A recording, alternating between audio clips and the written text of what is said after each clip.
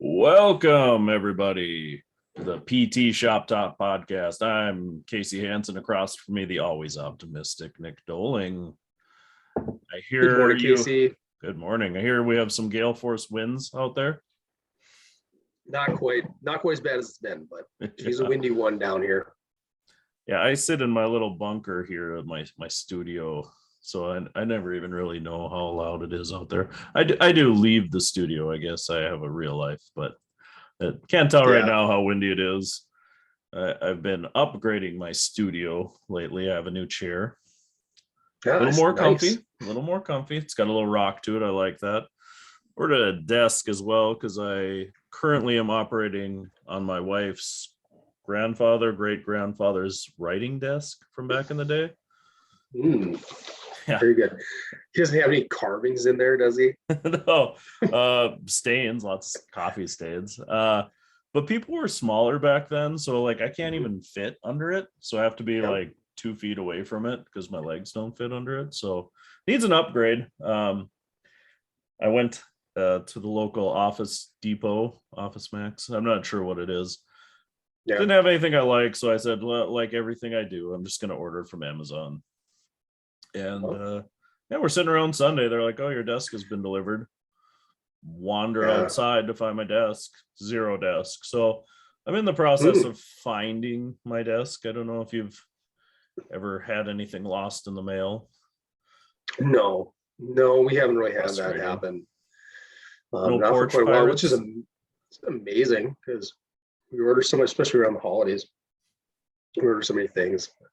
You know what? You're talking about desks, and that, obviously your grandfather didn't carve anything in there. That must have came around in like the 70s, 80s, and 90s, because like every desk in Carrington had like the band Kiss carved in the side of it or something. Yeah. And that was a big. other profanities. We went obviously to other schools for like recitals and things, and I think it was rugby where there was a kid in a class below me carved, I believe it was either his initials or Maddock, into their piano. Yeah, they were not happy about that. Our school had a bad reputation, and it was warranted completely. Bad boys in North Dakota. Was Maddock, were you guys, as far as like, you mentioned football a while back, were you guys like a co-op with anybody? Not when I was around, other than track, I guess Leeds and Maddock. And now Leeds and Maddock are co-op for everything. But when I was there, it was just Maddock. Try not to invite them to the school. That was what other schools' philosophy was. Yeah. We were just wondering. Interesting stuff. We were definitely the annoying school. So we had a lot of inappropriate cheers. Yeah, I don't think you were alone there. We were pretty obnoxious. Yeah. We had a fan base that famously got banned from a bunch of hotels in Minot, like in the '95 state wrestling tournament. So, state basketball was always a jam.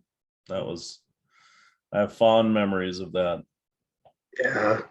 Where do they host that in North Dakota now? Is it at one location? I think it rotates all the time. Does it? Yeah. My favorite experience was also in Minot. Yeah, growing up, it was like Minot. They'd rotate between Minot and Bismarck, and Fargo was never in the picture. I think it was just too far east. And then by the time, some point along that way, when my brother was in high school, I loved it. They started shifting it to Fargo, and now Fargo really just owns the state wrestling tournament. They kind of half off the dome, and they do a great job. There's all the amenities, but can't compete with Minot in February, man. Just brutal up there. Yeah, I don't know if I can agree with that. Little rinky-dink dome, but good memories. I mean, that's what it's about, anyways, right? Yeah, I always thought it was good for basketball. It was like a good size because sometimes they do state basketball at the Shack or up in Grand Forks there on the Betty, and it's just too big of it. Just too big of a venue. I don't know. Yeah, feels empty. It's kind of football, like state football at the Dome just feels, it's cool for the kids, but it's also like pin drop quiet in there. It's like here in Minnesota, we've had some really good teams around this area, like Minneota and El Paso in the past actually played each other for a title. but that's really cool. So I was watching the Class A championship game a few years back. They always do it the Friday after Thanksgiving, and they host it in the US Bank Stadium.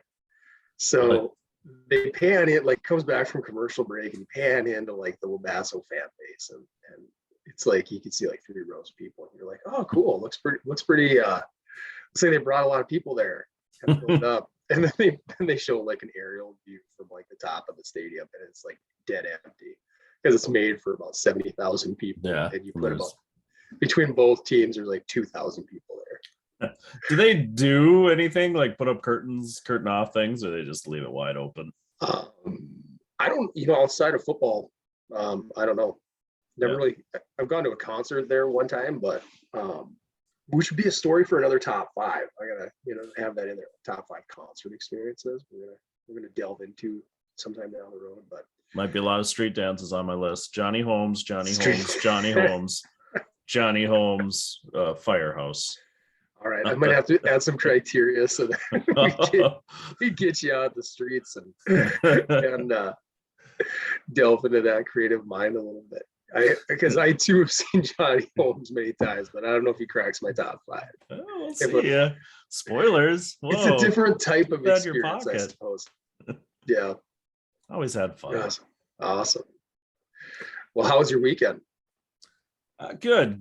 Can't complain. I had to go shopping for new shoes for my son, which in and of itself is an experience. I decided to take both my children. My daughter is like a Tasmanian devil, so it's always a little concerning when I take them both in public by myself, but I thought I'd give my wife a break.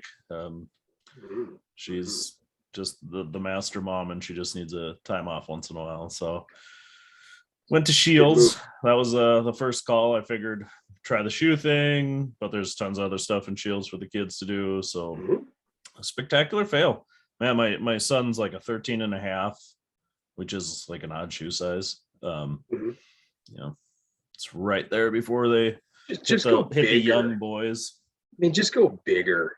I mean, that's how my parents weren't. You raised that way? I mean, my parents were always like, you're gonna like, I never had a pair of shoes that really fit, except for maybe a 2 or 3 month window at the mid point of their life. Yeah, like once they were falling apart, they finally fit. Like they should be, they should be about a size too big, and then you grow into them, and then eventually you wear them out. That's how I was raised. Well, and yeah, I don't know if I remember that so much, but it's true. Like when I did pediatrics at the school, I mean, every kid had these huge floppy clown shoes on, and I just didn't want that for my son because I see him run around and he falls a lot. I think that's a byproduct of shoes. That's every kid, dude. Maybe he's just not coordinated. I don't know. No, it's like that's every kid. We told you, I think I told you in the past, like, our son Gunner broke his radius like back in October, right? Yeah. And he's got these bone cysts that are kind of slowing down the healing, and they're preventing him from being back to any sport for a while. And his doctor, doesn't matter who it is, really sharp guy out of Sanford in Sioux Falls. He doesn't know what I do for a living, and I just kind of open up the opportunity for him to maybe do some PT or some rehab for his elbow, wrist, and hand, because he came out of a cast. He wasn't using it at all, and he goes, "Oh no, these kids are their own best therapist. They'll start moving it on his own." And he's not entirely wrong. However, like, I'm like, how much time have you ever spent with a kid? I didn't say this to him. I'm just talking about this because we're so passive aggressive anyways. And I'm like, any kid under like 10 is just falling all the time. And now in the time since then, every time he wipes out, which happens like daily, I'm like, yeah, he's his own best therapist. That's for sure. Yeah, really protecting it in a graded exposure manner. Oh my God. It's a miracle he hasn't rebroke it a bunch of times over. And so I just think, I don't know if it's the shoe thing, maybe. I mean, you're probably right. It probably contributes a little bit more to it, but good God. We just had this, he turned 7 this last weekend, had a big Pokemon party. And tip of the cap to Pikachu right there in your mug. And there's just kids like they're running around screaming. It was a really loud party, but we were totally cool with it. It's like a bunch of 7-year-old boys. What do you expect? But there's kids wiping out, spilling every like upstairs, downstairs, going up the stairs. It just didn't matter. So I just think they take a while to grow in those frames. Yeah, it's just want to give him every chance I can to succeed. But on the other end of the Yeah. spectrum, he's like this sensory kid, so like anything on his body drives him insane. So we do have to buy large shoes for him. But I want to find this nice mix of like not so big they're like falling off his feet, but every kid shoe too nowadays is like elastic. Like they have laces, but they're just not, you don't tie them, you just slip them on. They're fake. Yeah. Yeah, right. Way cooler than the Velcros I used to wear as a kid. Crossed them into an X. That was sweet. But my son, it drives him insane. They're way too tight on his feet, even if they're a size and a half too big. The length isn't the problem. The top sits too tight on him. So to find like a pair of kid shoes that ties now at that size, not that easy. Unless you want to go for like the $90, Jordans. You can. Yeah, there's a market out there. It's surprising. I went to Foot Locker. Lots of kid shoes that were more expensive than the shoes I wear. Yeah. Unbelievable. But like I said, there's a market. I've noticed it more and more with the students I take. Sneakers have become such a big thing. Like, yeah, I bought my first pair of like fancy designer sneakers. I had a student that convinced me it was an event because you have to like go on and register for these websites, and the shoes drop and you have to register to get a chance to buy the shoe, right? Like it's not like you're registering to win the shoe. It's like, we'll give you the opportunity to buy this shoe. That is really intensive. Yeah, so I went on and I bought this pair of shoes I had my eye on because it's one nice thing about being an adult with a decent job is I gotta see these shoes. You just you're buy things you want. But yeah, it was like they had all these sellers on this pair of shoes. And when I bought it, they were like, well, would you like them verified? Do I have to verify their shoes? Because apparently there's lots of fakes out there. So like the seller has to send the shoe to this company to verify that the shoe is actually the shoe you bought and not a cheap ripoff. It comes with these big clunky, reminds me of like the old Beanie Baby tags, like hard plastic case. Yeah, it's like, this is your Did you shoe. name it? So you named your shoe? Yeah, Tinky Winky. They are purple. Tinky Winky. Yeah. But now I'm afraid to wear them. Shoes. Like, don't you ever see if I were in your shoes? Like, I'm way too. I've learned this over the years too. I think I have way too dry of a sense of humor, and then sometimes I lose that sense of humor too. But it stays pretty dry, and I would be cracking down on that dress code, even if it was like just a total joke, just to mess with them. Like, especially if you're a college kid, you're dumping hundreds of dollars on a new pair of sneakers. Oh, I'd just love to have them in the clinic and be able to say, hey, by the way, you're not following our dress code, so I'm going to need you to go buy a pair of like nice wingtips or nice dress shoes. Yeah. So you're fitting it, and then watch their face just get like super white. And, God, I hate Nick Dolan. What a jerk. Yeah, this is ruining my experience. So yeah, it's the shoe market. That's a wild thing. I mean, I had students flip around and buy shoes for $200 and sell them for $500 within like a week. It was crazy. Well, hey, so our main topic today is lumbar spine. Now we're following up from last week and our overall like kind of theories and beliefs on it. I think we could segue into that thing. What contribution do you feel footwear makes to the lumbar spine? Because that's a little bit of a controversial topic because it's come and gone over the years. There's certainly a market for orthotics and specialized shoes. So what are your thoughts on that? Yeah, I'm a guy who probably leans towards the less is more philosophy on all that stuff. I think in orthotics, not a bad thing. Definitely people that I don't know, with back pain, I probably don't see it as much. I can't say I'm just globally against orthotics, but I think it's like anything, you know, your feet hurt, your knees hurt, your hips hurt, your back hurt. You go in, you get an orthotic, and typically it feels better for most people. Again, some of my patients, I can just tell they're just sensory people and they're going to hate an orthotic that doesn't let them move. That would be me too. Yeah. I like almost zero support in my shoes. If you look at work, I wear just like these flat loafers that have nothing. You do. You wear like slippers to work. Yeah, that's dress code. They're nice slippers. You got like the little moccasins. Yeah, they're like hard plastic on the bottom. There's zero support in them. No, you're in compliance. Yeah. But what I've seen with orthotics anyways is that, like, whether it's for back or hip or knee or whatever, is like people wear them, right? They're supposed to get them changed out every, I don't know, 6 months, a year. Like I said, I don't order a lot of orthotics, don't do a lot of orthotic work, but like eventually people, at least for my patients with persistent pain, is eventually they get to the point where they're like, oh man, I don't know, like we got a new orthotist, or the company started making the same orthotic differently and it just doesn't work anymore. And then they go and try to find new orthotics, and they go through the rigmarole of like, nothing feels like my original pair of orthotics I got that helped. And it's like, well, I think your original orthotics did the job of offloading you a little bit. And now here you are offloading in a certain way for years. And now that offloading no longer works. It's like anything. We'll talk about posture. You know, you can avoid bad posture for a while and it feels good.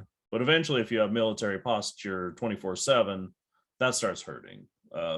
You can avoid bending, lifting, twisting for a while, but after a time, that just starts making your pain worse again. I think orthotics kind of fall into the same thing. Yeah, even when I was doing more of them, I went through a phase where I actually, we had a good company called CJS Labs that we'd take the molds and then shoot them out to them, they'd fabrication, shoot them back, you know, and we'd do any retrimming and stuff. And they were a good product. They really were. And they had more of a flexible sole, which kind of meets where some of the criteria I'd like to see. But at the end of the day, I think even then, I'd only really recommend that they'd wear them like if you're an adult, for sure. If you're an adult, wear them at work, wear them if you're more stationary, standing. But if you're still a weekend warrior, you like to, you know, pick up a game of basketball, you're in league sports, stuff like that, just leave them out, because your foot's meant to be flexible, and you know, you need some splay in your metatarsals. I kind of believe that.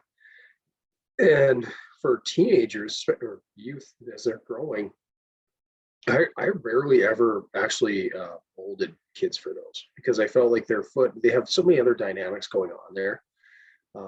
It's more than likely not the main issue, you know.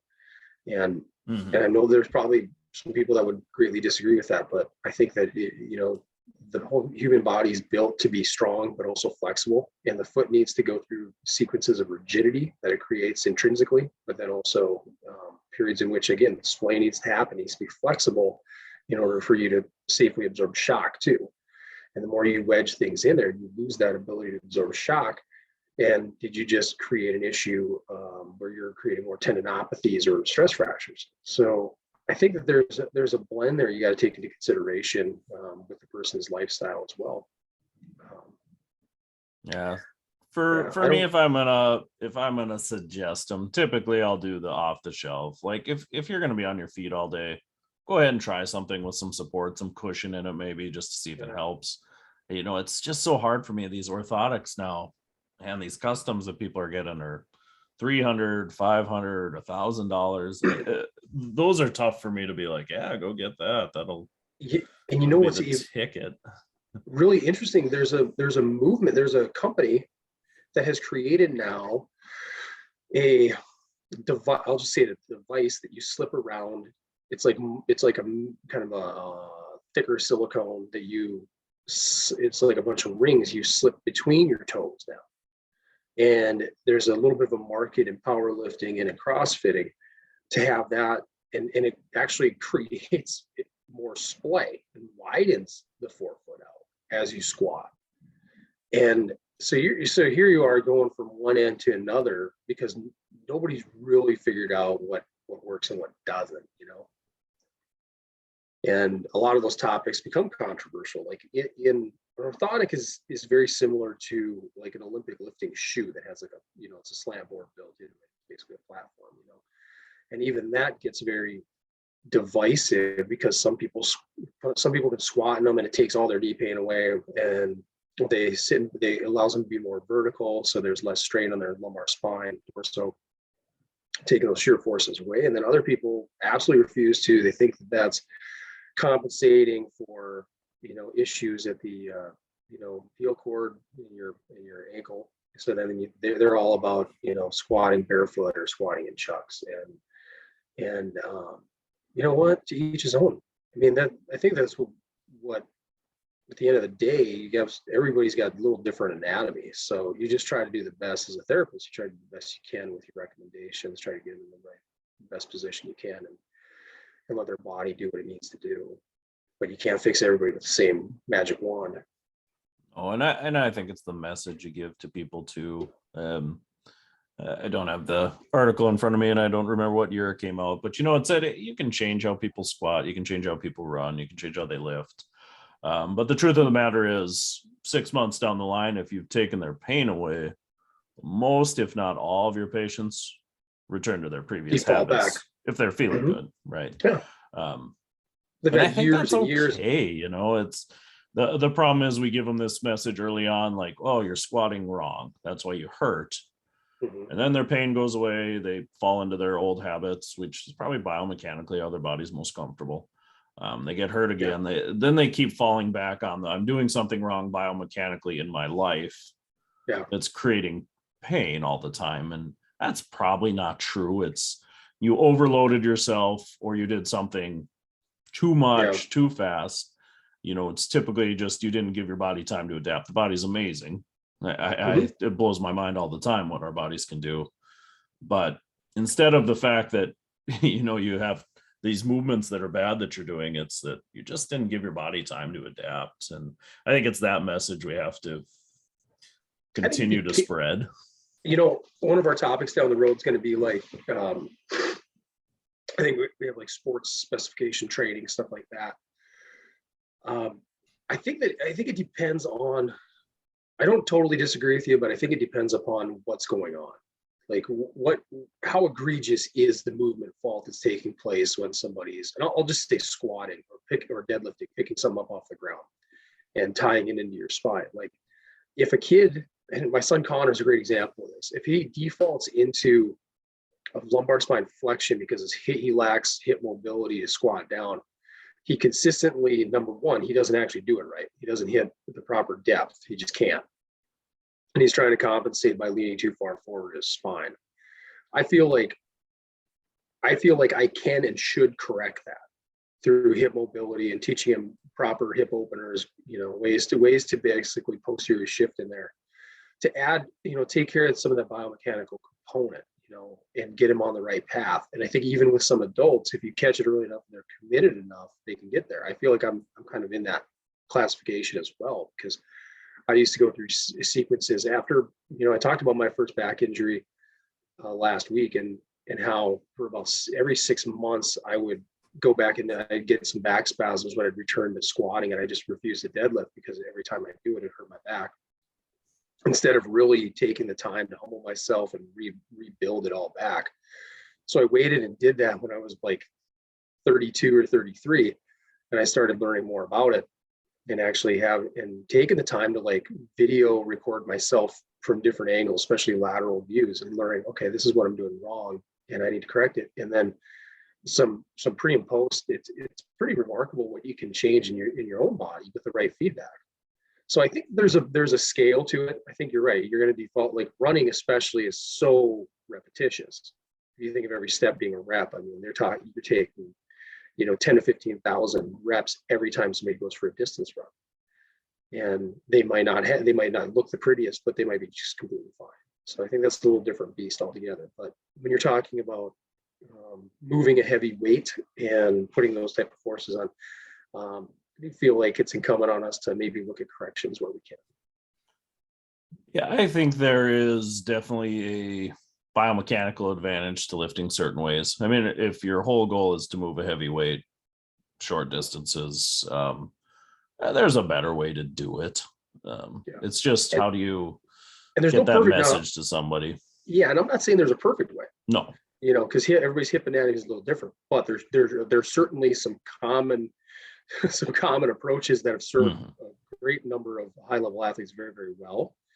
And I think that those are the keys and the paths you want to share with those emerging athletes, and then even your other community, because really a Florida waist lift, like I've said for years, Florida waist lift is just a deadlift. So you get the big air out of the room. You kind of use that terminology with people. I've used the term deadlift with like 75-year-old female patients who've recovered from back pain as well. So we're going to learn how to deadlift, and their eyes get really buggy.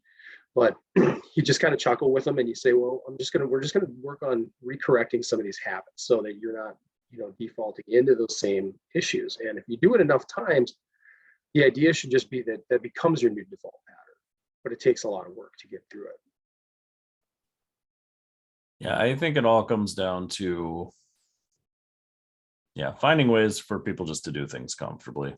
And then how do you change that message? Because, somebody will come in, I see lifters and things, it's like, show me your deadlift.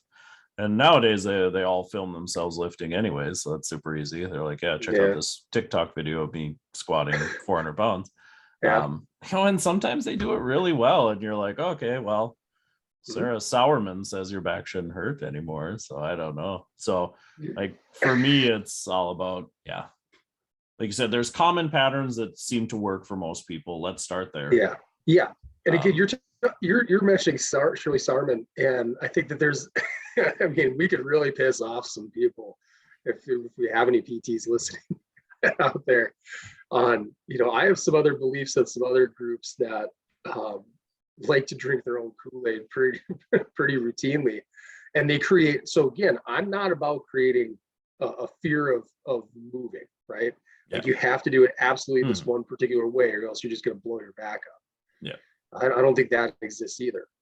But you got to be able to move like this. So I had back-to-back evals yesterday afternoon, and my second one. So, and I got a kind of a common thing with both that I want to share, but they're both males. They're both kind of getting into middle age. One's 45, one's 54.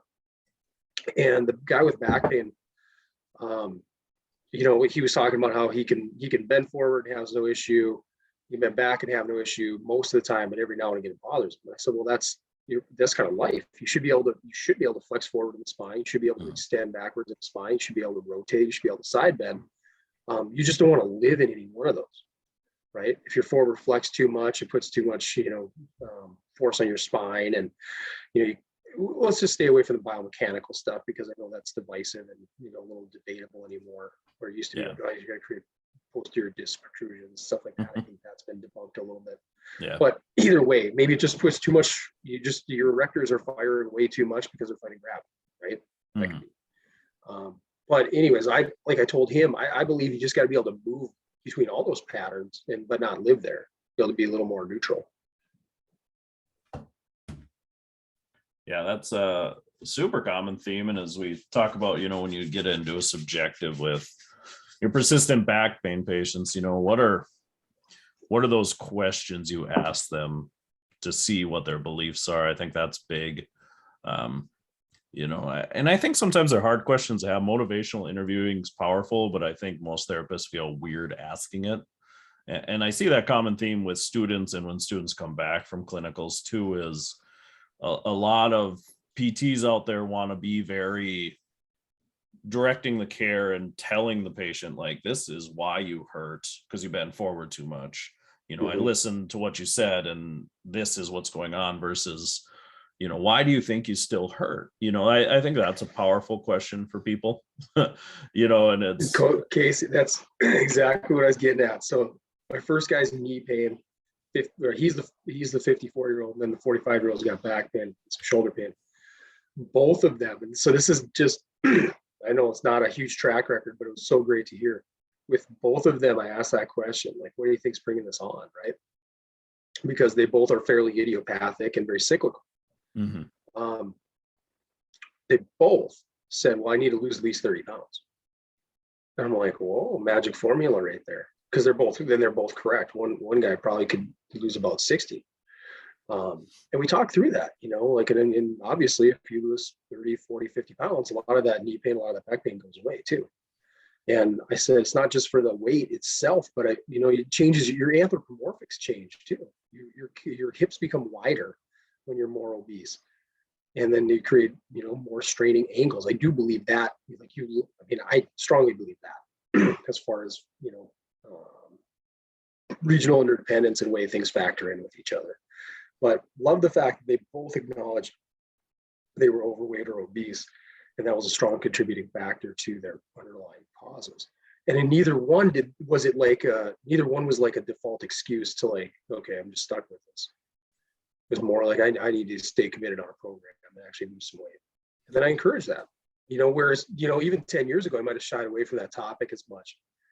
Like, oh, let's not make you feel bad. Where that comes from. I'm going to treat your pain and then get you on your way because it's out of my scope to even talk about your weight. And now isn't it cool how much that's dramatically shifted? It's a big factor. And I guess, we could go back and forth on how weight affects load and regional interdependence and alignment and things like that. But I think one thing that rings true in that statement, regardless of what you believe about the biomechanics, is that most people with persistent pain, it's behavior and it's mindset. There's something about losing weight, just that mindset change of getting some aerobic activity, eating healthy, sleeping better, like all these environmental contextual factors for patients is such a big factor. I mean, if you want to use the weight loss as the driving force, perfect. I think that's valid. But I think just the fact that they're starting to change their mindset on how their body operates and how they can feel better and creating positive habits, and that sometimes is hard for the patients to understand if you just go from a like total contextual, like you're changing your mindset about your life and your body. And that's awesome. That's what you need to do right now. That's hard. But if you can, wrap it up in this, hey, you're going to look better at the beach, mindset, I think that's powerful. And you're right. The mindset is the most powerful part of it. All those other pieces are great, and they really are. You need the physiological benefits of it. I really believe in that. Aside from the aesthetic stuff, like I think we can all acknowledge that, even though there's a shift in, popular culture now and body image and all that stuff, but we need to be healthy too. I really believe that. It's kind of a dangerous precedent. I would agree. But have you ever talked to somebody who's really gone through a committed body transformation, like where they've lost, 80, 100 pounds? Yeah, it's funny. I was just talking to a patient about this the other day. I went through, like in grad school, like a 80-pound weight loss. And the interesting part for me in that thing was like body dysmorphia. It just blew my mind. As I kept shedding weight, I kept feeling like I was gaining weight. It was the weirdest thing. Like the more weight I lost, the more weight like I felt I had to lose. And you were trying to lose weight? I was. I mean, it was initially it was just I have no money. The gym was free at college. I didn't have TV. Where am I going to watch football and basketball? I'll go to the gym, hop on the treadmill. Initially it started with, well, I'll just walk for an hour on the treadmill while I watch the football game. And just kind of snowballed, right? I started to lose weight. I felt better physically, and I thought it was cool. Like I was never a runner in my life. And all of a sudden I'm running 15, 20 miles, and it just snowballed. And then it became a weight loss thing. Like, let's see how far I can go, right? I think a lot of us in our profession anyways like to push our bodies in some way, shape or form, whether it's mentally push yourself, physically push yourself. So it became this thing where I was like, let's see how much weight I can lose. Probably to the point where on my second clinical, I almost started to kind of dive into exercised anorexia a little bit. Oh, okay. Yeah. Where it was like, oh man, I had 300 calories for lunch today. Like I got to hit, an extra 3 miles tonight. And it was so weird. I got down to the point where like, you could see my ribs. Yeah. So you're getting down there. Yeah. If you look from me from behind, it wasn't muscle. It was just ribs you saw and scapula. And to me, if you would have asked me, I probably would have told you at that time, man, I'm still, if I can get down another 20, Yeah. like that was my mindset. It was crazy. So that's a bad example of that, Yeah. I was going for something more positive, but Yeah. thank you for putting the storm cloud of sadness around. Yeah, well, it just totally opened my eyes to body dysmorphia because Yeah. I don't know, it was weird. No, you're right. It's I looked in the definitely mirror and people told me I looked ill, and I thought Yeah. like, man, yeah, I look ill because I'm so overweight still. Yeah. So it was weird. Yeah, you could definitely take it too far. Mhm. Where I was going to go with it is I've known a couple people, my mom included, who after the passing of our grandfather about 11 years ago, she had dropped about almost 50% of her body weight Wow. and then maintained it. And then some other individuals that I've known who've either had like lap band surgery and stayed committed to it and had done successfully. Where I'm going with that is it creates this like a whole nother level of confidence though. So you've basically failed the majority of your life. You failed to achieve this goal, and the goal of being like healthy or look aesthetically pleasing to the opposite sex, whatever it is, with some combination of that. And you've more than likely tried and failed at numerous approaches. And then you finally, you kind of, as you were describing your story, it seems like you kind of fell backwards into it. Like it's just something that started happening. And yeah, it wasn't a conscious behavioral change decision per se. It just snowballed. I mean, So going back to all the psychosocial factors that we were alluding to, when you have that commitment, you're going through it. I think you see it just adds a whole otherworldly level of confidence, not just in the fact that now they know that they can control their appetite a little bit better than they thought they could. They can get up and work out every morning where you thought I was never going to be that person and I was always just going to sleep in more.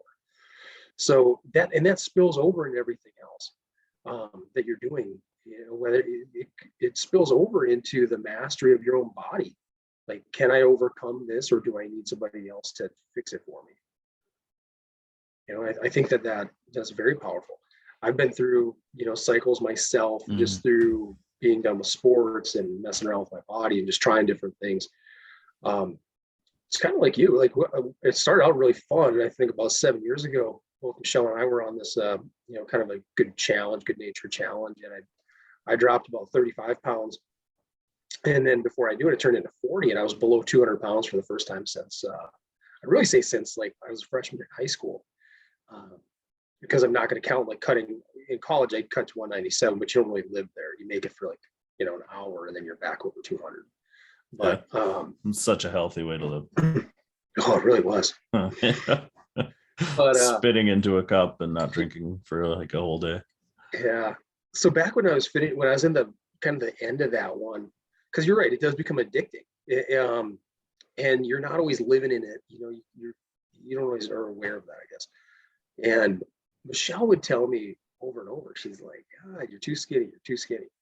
And now when I look back at pictures, and it was only for about maybe 2 months where I was at this like real lowest, like low weight. And you're right, my eyes were sunken really in. It's amazing what that does to like your orbitals, like how much weight loss just affects that. And my cheeks were really prominent. And I didn't like the way I looked now, especially. So you kind of also learn to land on, okay, what's my healthy walking weight? What do I feel most comfortable at? Yeah, what's that allows me to do stuff. Plus, I'm a meathead enough where I think what really pushed me as much as anything at the time, I went back to the gym. I was doing a lot of distance running, doing a lot of halves back then.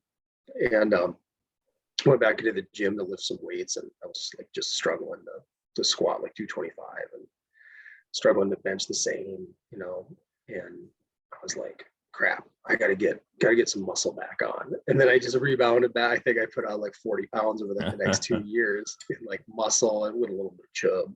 Yeah, it's amazing what your body, like you have this like preset, number that your body likes to be at. And you got to live there a long time to reset that. And I luckily never hung out.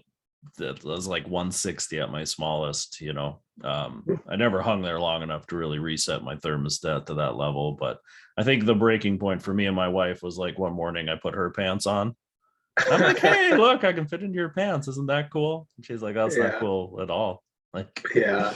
And then that started the gears turning. Like I wore a small shirt, like my shirt side was small. And I was like, like the numbers don't add up. Right. Like I feel so overweight still, and I'm wearing like a size 26 waist with a small shirt. I was like, Wow. yeah, I can say I've never been down that low. yeah, it was weird. And like I said, I was 160 pounds, so it's not like I was that small. Mhm. But I mean, I was, but 160, a lot of it is just like you said, your body changes when you're big. So I had this bone structure of a 240-pound person, Mhm. at 160 pounds. So even though I still, Yeah. my BMI was, at 160, I was probably in the range of healthy. Yeah. But just based on everything else, organ size was probably bigger, bone size was bigger just from Yeah. being big I mean, at that point, I'd been probably over 200 since, sophomore year of high school. So, my body had adapted to being that big, and then you pull off all that weight, and it's just interesting. But yeah, we kind of burned through our, our back topic again, but that's all right. Yeah. I think it was a good conversation, but we'll On wrap spine. it I mean, up I today think it with all just ties to the spine. It's maybe, I don't think we're too far off. Maybe that's just me trying to pat ourselves on the back. That at the end of the day, it's not just one thing. I think we've expressed that repeatedly. I mean, it takes a whole life. There's a whole lifestyle change that needs to take place if you really want to master it and take control of it. Yeah, I think persistent pain, whether it's subacromial impingement syndrome, rotator cuff pain syndrome, patelliformal pain syndrome, non-specific low back pain, whatever scary name you want to give this stuff. I think it all comes down to environmental factors, contextual factors on top of those physical structures. I think we maybe swung a little too far into the getting away completely from nociceptive and neurogenic pain. I think we need to remember those are still structures there that are pain generating. We maybe shifted a little too far, but anyways, I think that, it's a conversation we're going to continue to have, because there's lots of good topics on treatment, and, we talk about surgery candidates and things. So we'll cover that stuff in the future. But we'll wrap her up today with our top 5. So today is top 5 movies that are better the second time around. We didn't give ourselves as much criteria on this. So for me, I truly went with movies that were significantly better the second time I watched them, but didn't necessarily have to be movies that maintain that. Movies on my list, it was like, I watched it the second time, it was way better, and that was all I ever needed to see that movie. Versus some movies, just consistently get better over time. I think a lot of which comedies, is another topic. Yeah. So that's going to be another topic. It's going to be like down the road. I have another top 5 would be most, I think what you're talking about, most easily rewatchable films. Yeah. So it's a little different. You're right. It's just like, and it could be different criteria. I have in my top 5, I actually had about 11 movies written down yesterday. I was like going through them last night with my wife, Michelle. And I have different reasons as to why they were better a second time as well. Can be just a plot surprise that allows it to make more sense. But some in other cases, it could just be like you actually, well, I'll get into that one again. Yeah, I would say my list definitely has a theme. You'll see it. But like I said, we'll just roll into it. I'll start with mine. When we talk about like my honorable mentions, a lot of comedies fall into this thing. I didn't feel like any of them made my top 5, but if we're looking at comedies that were significantly better the second time I watched them, to make honorable mention for me would have been Napoleon Dynamite and Step Brothers. 2 movies that maybe initially I didn't like that much, and the second time around it clicked a lot more, and then you just enjoyed them more. But so those didn't make my list just because I felt like they weren't significantly better the second time, and they were a slow burn movie that maybe the 4th or 5th time they were like, yeah, I know every line now and I can just sit and giggle. But my number 5 on the list will be my first Christopher Nolan on my list. Will be on my list, but not my last. Number 5 on my list would be from 2006, The Prestige. Just a cool movie. I saw it in the theaters. I knew nothing about it when I went to see it in the theaters. So I didn't even know what it was about. I didn't even know it was about magicians when I went to see it. My buddy's like, hey, we're sitting around playing Nintendo Wii. Like, hey, let's go do a movie, I'm bored. And So I went to it, and it, like, my mind was open to it. It was just a cool movie. I think the ending was cool because, like, it brings in this mysticism with Hugh Jackman's character and Tesla, and you're like, oh man, this is crazy. And then, Such a good film. The reveal at the end is like, oh, he's not using magic. It's just a stupid trick. I can't believe you didn't fall for it. And they gave you all these hints along the way in the movie that like Christian Bale's character is a twin, and you just don't notice it. And then you watch it the second time. This movie's 5 on my list because it's not like that crazy of a thought process. And when you go back and watch the movie, I don't think it changes how you see the movie. But watching it the first time, you're just so into trying to figure this out, and you think there is some sort of mystical thing. And then the second time through, I just got to watch their performance and really appreciate as actors what Christian Bale and Hugh Jackman did in the movie. And it just was so enjoyable the second time through. And yeah, great performances. Michael Caine was just awesome. He's always awesome. I mean, he's just sitting there, in the background, knowing everything. And he's been like just about every Nolan film since then. Yeah. Right. I probably could have did a top 5 of just his movies, but same here. And as you're talking, I'm almost like, God, do we need to move away from a top 5 format and count down to just say like who's on your list, and then we can just jump in, because so many times I want to piggyback off what you're talking about. But my honorable mention was Step Brothers. Oh, okay. And the criteria for Step Brothers in this case is I actually truly really enjoyed it the hell out of it the first time we went to it in the theater. But because of the theater experience, you miss so many of the give and take dialogue lines. And I remember when it came out, to DVD, whatever, 6-7 months later, we watched it again, and you pick up on so many lines you missed, and it's even better. So that was my criteria for that one. There's no big twist or anything like that you get better. It's not layered. It's just funnier because you missed stuff the first time in that audience experience. So loved it. Very rewatchable film as well. I don't know why. Yeah, I agree. Yeah. My number 5 is my first Christopher Nolan film. Okay. It is Interstellar. And I also just truly loved it the very first time I saw it. However, seeing it again later on when it came out, you pick up on so many more of the layers and the details to the story that you're because it's a sci-fi film, and you're ingrained, you're kind of engrossed in so much of the special effects and kind of the theatrics that go with it. You miss some of the more nuances of it. I think it definitely has grown with me over time. Really truly love it. Love the fact it's centered around, I mean, you have this huge sci-fi idea of the world ending and needing to find a place for humans to continue to exist. But at the same time, there's like this real heart of the movies, like his relationship with his daughter. However, you could also make the weird argument that, like, why does he not really care about his son though? I mean, it's just like there. Yeah, there was some things about that movie that I thought was really good. And maybe I do need to go back and rewatch it.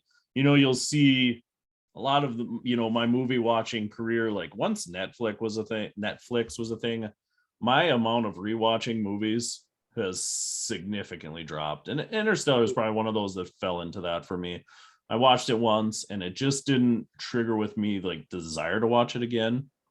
I think near the end, and maybe I should watch it again because I don't really understand what's going on. But he goes into whatever the fourth dimension or whatever. Totally. He's like in the bookshelf, and I'm like, what is happening here? I don't know. Even the second time, it doesn't make a whole lot more sense the second time. Okay.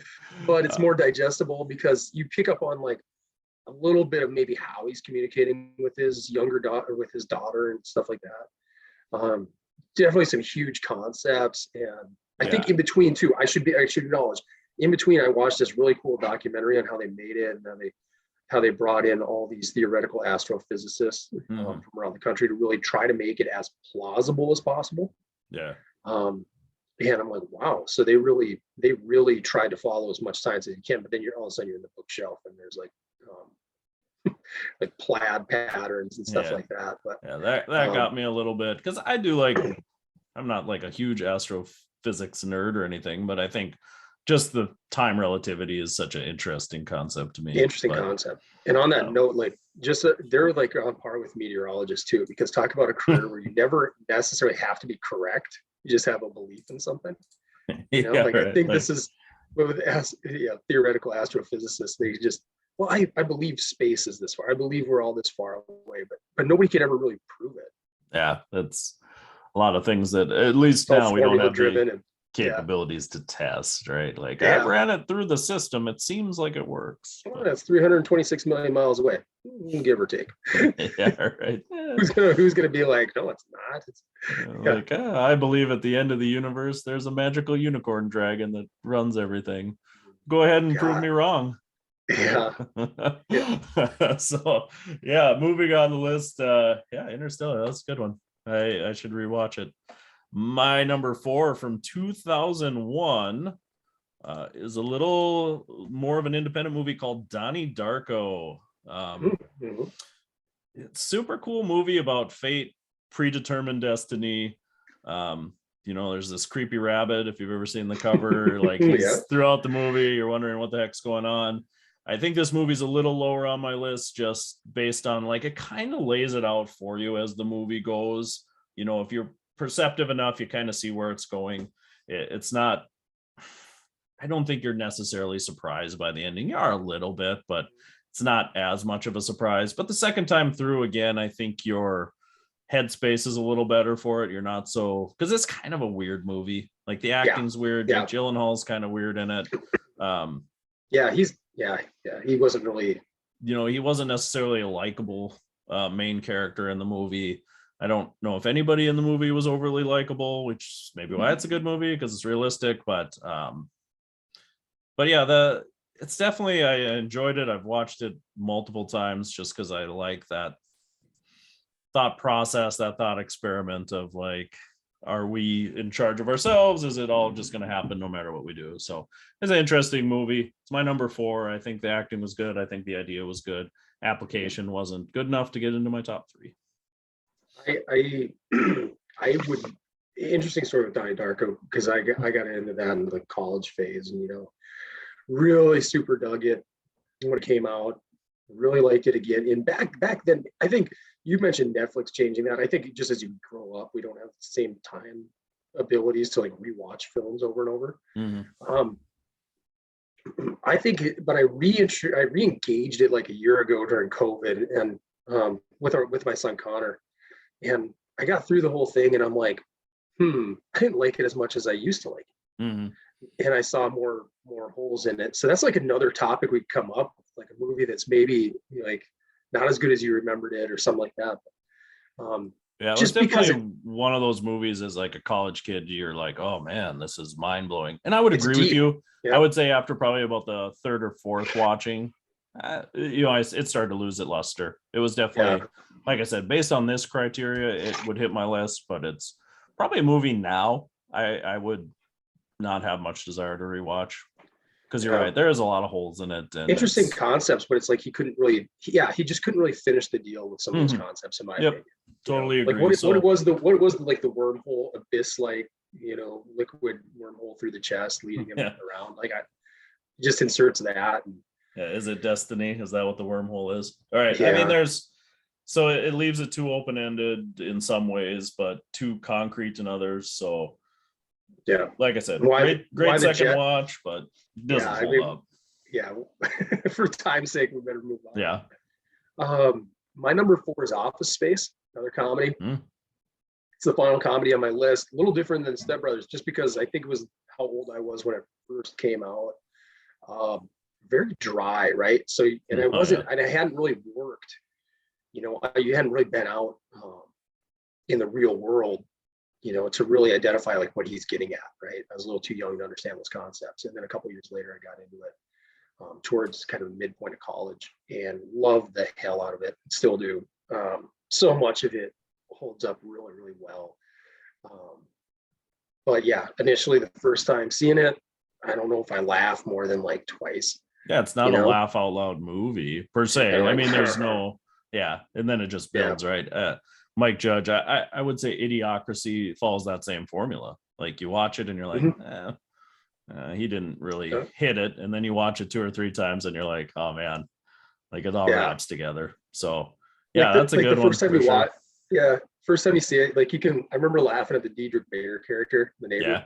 I mean, that was just funny. He's just making fun of a redneck guy who's very simple, But Mm-hmm. what's cool about it, by the end of the day, he's not all that bad, right? He's kind of showing like there's some points to life where you don't need to keep, keep climbing the corporate rungs of the ladder. If you're just happy with what you're doing, you're content being outside, getting some fresh Mm-hmm. air, and contributing. Yeah. All he Day, man. needs, all he needs, man, 2 chicks one time. Right. That's what he'd do if he had $1 million. Yeah. Like that was happiness for him, right? But yeah, like the final lines of that movie, it's like F and A, man. F and A. Yeah. That's definitely one I would have to reconsider on my list a little harder. I went away from comedies maybe too much because that is a really good choice. That's my number 4. All right, my number 3 makes the list just because of, I don't know, story's really good, but the filming style is so cool that I think the first time rolling through it, you don't appreciate it. It's not like a mega hit, but it's one of those movies. You've got your hooks in me. What is it? 2010, Scott Pilgrim versus the World. Yeah. I grew up, I was a video game kid. This movie was filmed, it's a real movie, but it's got like all these video game undertones and rock music undertones. And I think the first time you watch it, it's just like this visual overload. I mean, they're overlaying video game stuff, he's got hit points and there's coins popping up, and it's just really well filmed. And I just don't think you appreciate it the first time through. The second time through, you can just soak the whole thing in and just get all those little pieces. It's a really entertaining movie. It's one of those that maybe 3-4 watches in, you start to notice the points in that movie that drag on. Once you've gotten over the luster of like how cool it's filmed and the idea of it, it does drag on a little bit. It's not a huge repeat watcher for me. But I would say the second, third time I watched it, like I watched it the first time and I had to go out and buy it on Blu-ray. Yeah, that's back in the day. Blu-ray, yeah. It's just the DVD wasn't good enough, man. I needed this sucker in clarity. So yeah, that's my number 3. It's just, if you haven't seen it, it's cool just to watch how it was put together. Good flick. My number 3 is, and it's the first of this final trend. You're going to see this in all of them. It's Shutter Island from 2010. DiCaprio. I think Scorsese directed that one. I believe so. Scorsese's like first foray really into like thriller horror. Mm-hmm. But here's where I'm going with this. It's my final 3 will all have a trend of like where the twist at the end of the movie makes the film better when you go back and rewatch it, and it makes it more understandable. And as opposed to movies that almost get too cute with the twist at the end, that really just piss you off because you wasted 2 hours of your life. Apparently none of it mattered. Yeah, like just jam the ending into your face. I'm going to give you 2 examples, bro. 2 movies that still just piss me off to this day. Oh God, I hope they're not on my list. Ocean's 12. Okay. Because I love Ocean's 11 and Ocean's 13, but Ocean's 12, where you get through the whole movie and you find out, oh, they stole the Fabergé egg at the very beginning, and everything you just watched, none of it mattered. Pointless, and it was filmed like completely different than the other movies. Tried to be this artsy thing. Oh, and then I'm going to say my other. I'm going to give you my other one, and then I'll explain like really, really why that even pisses me off anymore. Because now I see me, or now you see me. Okay. Where at the end you find out Mark Ruffalo's been pulling all the strings and orchestrating it and everything like that. Interesting, Ruffalo's also in Shutter Island. You should have just stuck to that. But what it presupposes is that who's ever masterminding all this, they know 100% unequivocally how every character is going to react to a given situation. And they just let the dominoes fall, and everything's going to work out according to their master plan. And it just, it's trying to be too cute. It's robbing the audience of anything that they've just really watched for that time, and all those little twists and turns and stuff like that happen within the film. And then at the end, you're like, oh, by the way, none of it really mattered because this guy was really pulling all the strings, or like in Ocean's 12, they already did the whole thing. And so then why would you go through all the problems and the hassle of like recreating another egg and trying to get the French guy to go and steal it and follow down that thing? Why wouldn't you just take it and be done with it? Yeah, No, make it more work than it we're necessarily gonna go feels. through all these, get guys arrested, stuff like that, get them off the hook, and I mean, it's so implausible and just foolish. Yeah, that's So Shutter probably Island does not do those things. no, yeah, better movie. Better movie, with the exception of maybe you can argue like, okay, why would they let him, continue to pretend that he's, still like solving mystery? But we do that. But in a plausibility standpoint, we do that with dementia to a point. We let people live where they believe they're living. So yeah, I mean, it's a good movie, filmed great. DiCaprio's awesome. I don't know. Creepy. It was super creepy. The atmosphere was great. That movie just didn't click with me though. I felt like, again, like you said, Scorsese's first foray into it, I felt like a lot of the creepiness was forced. And like I thought I was like being told I should be like creeped out and scared in that movie more than I actually needed to be. And then you get to the end and you get the twist and you're like, oh, okay, I get it. Big twist too. Yeah. I don't know. The twist didn't hit me that hard. I was like, at some point, I don't know, you just started to feel like this guy was going insane, and surprise. Yeah. I mean, it's less that he's insane. I think it's finding out like what drove him there. Well, yeah. To me anyway. Yeah. No, it's a good movie. It was on my short list for sure. When you talk about things that piss you off on this list from the similar thing, I feel the same way with like the Saw movies. It's like, I don't know, you set all this stuff up and then they keep shoehorning it every movie afterwards, like, oh, look how smart we were, like we knew this stuff in movie 1 and movie 6, and it's like, no, you didn't. You just reworked the movies to matter. And you guys made money, so you kept you like stole all the luster from the first movie, which would have made my short list too, and just ruined it. You know what, I didn't even think of the first one, and full disclosure, in its entirety, the first Saw is the only Saw movie I've ever seen in its entirety. Yeah, and the rest of them I've seen parts, and I'm not a big fan of that genre where it went, with like the torture porn genre. But the first one, awesome twist though, still a little implausible, Oh, it gets worse as you get into. I bet. I'm a horror guy, so I've seen like every that one one's 5 times. But... So you mean like now there's 3 dead guys on the floor that are all gonna like not be dead? It turns out the mouse the whole time was the killer hiding at the corner. Oh. No. So moving on to number 2 on my list, my second Christopher Nolan movie from 2000. Also, really my introduction to Christopher Nolan was Memento. Guy Pearce, Carrie-Anne Moss, Joe Pantoliano. Man, that movie was awesome. Still to this day, I can watch that movie. Even if you know everything, I think the acting is cool. It starts out crazy, finishes crazy, the build up the whole time. And on second watches, even like the stories of I'm probably gonna slaughter the character, but Sammy Jenkins, where he talks about the guy who's got the memory loss and he's given his wife insulin injections and she ends up dying because he doesn't remember. When they flash back, like that's probably Leonard, right? That probably happened to him. They never come out and say it explicitly, but like just seeing that emotion on his face. Joey Pants is just awesome. He's just a cool guy. He brings so much energy to that movie. And just the setup, I don't know, is it plausible? That level of retrograde amnesia is pretty rare, but the thought experiment's crazy, and the pictures and the tattoos and little things, and he's having the flashback of successfully finding out his wife's killer, and the blank spot on his chest says we did it or whatever. Like, just little cool things like that throughout that whole movie. I love that movie. My mind was blown when I saw it. So loved everything about it. I fancy myself a strong Christopher Nolan fan. I've never seen Memento in its entirety. Oh my goodness. That's I know. I'm gonna have to end this Zoom meeting. I fully understand that if I saw the movie fully from start to finish, it would probably be on my list. But because I haven't, I couldn't put it on there. I've seen it, it's one of those that I picked up on TV, but I got into him a little bit later. I actually got into Nolan as next film, Insomnia. But I never got it, never fully completed Memento. But I know, as you're talking about it, I've read everything about like Yeah. What makes it so good. And I just gotta watch it.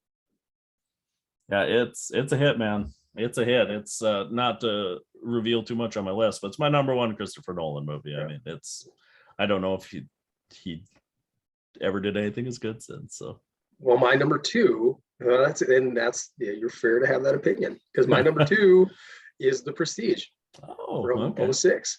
A film that, and probably because the first time I watched it, I enjoyed it, but I still, at the end, I lend into what I was just complaining about a moment. Like, I'm like, I think it's trying to be a little too cute, The difference with this one, again, is that he executes it so much better. So you go through a second time, and once you know that Christian Bale truly is a twin, it's like, wow, okay, there's so many little things you pick up on, and you're trying to identify, and then you play a little game with yourself. You're like, which one's which, right? Which scenes is he this brother, and which scenes is he the other brother, right? And the only thing that still, like, maybe I don't totally get is the cloning of Hugh Jackman, but it almost makes up for it, because it plants that really dark question of, like, God, how ethical is this guy who's always, you're watching this and you think he's like kind of the hero. Yeah, right. I mean, it totally changes at the end. And you're like, wait, God, he's sadistic. He's like killing all these clones of himself, just to like compete as a magician. So, and then storing them, like, just throw the bodies away. Yeah. Being a serial killer of yourself. Yeah, but great film. I know you had it at 5. I got it at 2. Really enjoyable going back and watching that one. Yeah, I love like, do you know if you're going to be the clone? Like, do you know if you're going to end up in the tank or not? Like, yeah, Jackman, like, that's a pretty wild thought process of, like, when I step into that machine, like, the end result of this is one of us is dying. Is it going to be me? Is it like he says every time, right? Is that what he says? His answer. Yeah. Great performances, though. A strong film. Totally kind of an underrated Christopher Nolan film, too. I think it gets forgotten about with, neither one of us mentioned Inception. I probably could have put that on there, but I just enjoyed it too much the first time anyways. Yeah, you went in, by the time Inception came out, you knew Christopher Nolan. You knew you were going to have to sit down and, like, pull this movie in from start to finish. So I don't think it's necessarily that much better the second time around. Yeah. And, I think you could watch the ending of Inception a million times and still ask yourself the same question you did the first time. He made it that way. Yeah. Right? He's even said that. Like, people who try to say, he's still dreaming, he's awake. No, you're like, you don't know. He made it that way. Yeah. So I don't know if it changes it much the second time. So that was definitely one, the first movie that comes to my head when we did this list. But then I was like, it was so good the first time. So my number one on my list is not Inception. It's a movie that, I guess, again, as we go through this list, mind-blowing. There were so many things in it. I had never even heard of this movie when I watched it. 5 minutes into this movie, I didn't know what I was getting myself into. There was flashes on the screen. I was pausing my DVD to see, like, was that, like, did I blink? Is that weird? In the same movie. I don't know. 1999. David Fincher, Fight Club. It's like impossible not to have it, right? Yeah. I mean, like, the first time I saw the big flash on the screen and you pause your DVD and it turns out to be pornography placed in the movie, I'm like, what am I doing? I thought you were referring to the splicing of Brad Pitt at those sequences. It took me later to see those little things. Like, you're like, oh man, Brad Pitt's in all these scenes. Like, it's so crazy. Like, and it was filmed awesome. It was dark. David Fincher, I believe it already. So good. He had done 7 at that time, I believe, right? So you're coming off of that. You thought you knew what you were getting into. This is going to be dark and gritty.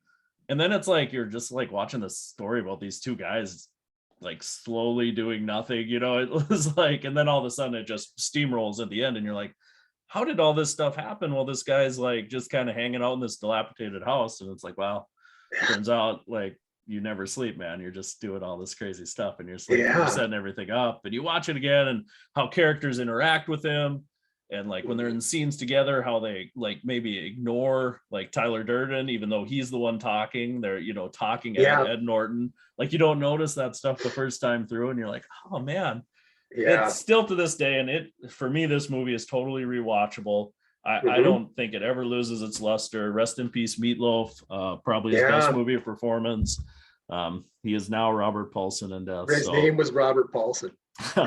Yeah, this is my mind was blown when I watched this movie. I think I was in high school when it came out, and Yep. Again, had it on DVD. Man, I would have bought it on Blu-ray if they had that out at the time. If the technology existed. Yeah. There's probably still stuff in that movie I haven't noticed, but just the setups and I mean everything. It's awesome. You can watch YouTube videos all day on crazy connections of that movie. Obviously, my number one. I'm pissed that you got to go first in order. You took my thought. Everything you said is correct. I mean, I agree with it. It's a film where if you watch it, you know, you get through to the end and you're like, like I enjoyed it the first time I saw it, and I was just graduating high school, and it was like, oh, this is cool, right? And then you go back almost immediately. I think I rewatched it the next day, and you're like, this is even better because you know the twist and everything you said, like the way the characters kind of react to Ed Norton, the way they react to Brad Pitt throughout the film, it all makes more sense. And he does it just so well. Also a young Jared Leto. Oh yeah, cutting his teeth. Too pretty. Just gets the hell beat out of him. Had to ruin something beautiful. Yeah, I mean, it's such a good film. Interestingly enough, it just came up in the news. I don't know if you saw that in the last couple of weeks. Apparently, and I don't know why this is now being filmed in China or was released in China now, but they censored the ending. They changed the end to where instead of like the bombs exploding and him just watching it to a great Pixies song, you know. Oh yeah, Where's My Mind? Where's My Mind? I mean, it fits the movie, right? But instead of that, it's I guess the screen cuts to black and it says Tyler Durden was arrested by the government. They stopped the bombs from exploding. Yeah. Like, I saw that. I was like, that's so crazy. I don't know. I almost laughed when I read that. Talked about censorship off podcasts. It's like, that's so crazy to live somewhere that's like, just this is the end. It's beautifully wrapped up. We're gonna change this for you. Yeah. Completely ruins the movie. You know. Yeah. And this movie's kind of cool because the twist, they give you a lot of time to digest the twist before the movie ends.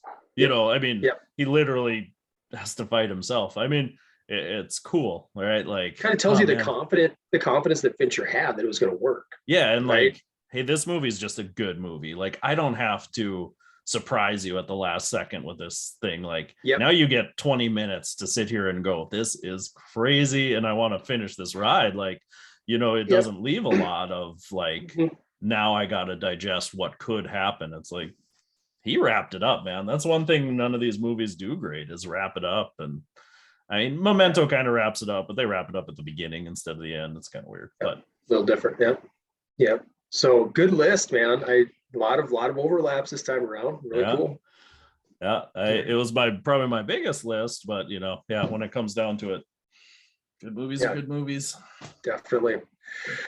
Well, I suppose that kind of wraps it up for another week of PT Shop Talk.